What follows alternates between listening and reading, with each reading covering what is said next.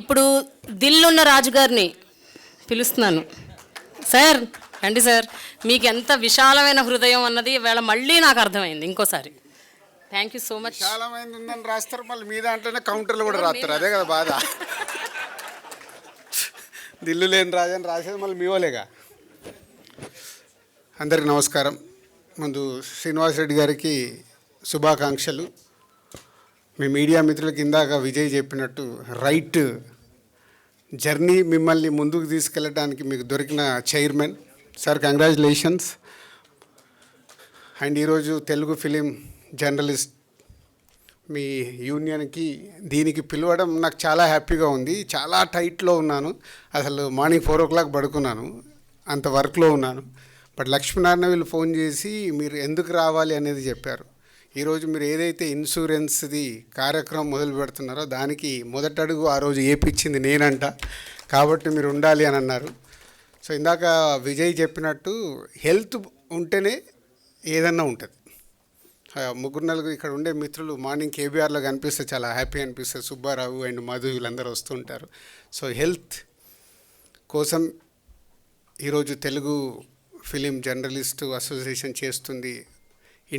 ఇప్పుడు ఇంతకుముందు గ్రూప్గా చేశారు, ఇప్పుడు ఇండివిజువల్గా చేస్తున్నారంట.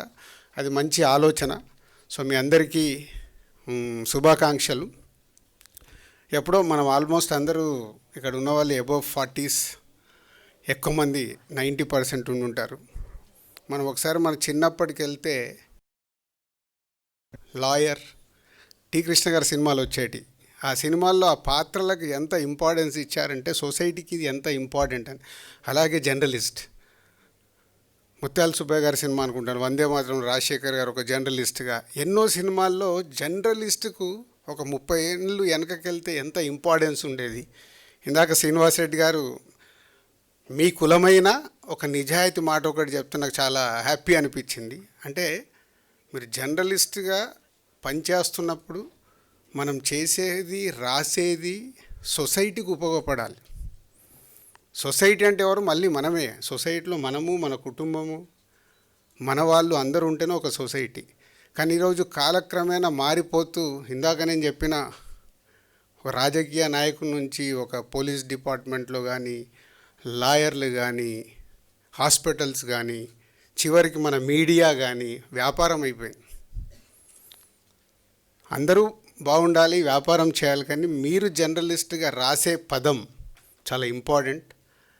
దయచేసి అది ఎప్పుడు మీరు రాస్తున్నప్పుడు, ఇప్పుడు రాసేదానికంటే సెల్ ఫోన్లో నొక్కుతున్నారు కాబట్టి నొక్కేటప్పుడు జాగ్రత్తగా అది కరెక్టా, ఉపయోగపడుతుందా అనేది ఇవ్వగలిగితే సొసైటీకి డెఫినెట్గా ఒక పాజిటివ్ వైబ్ ఉంటుంది.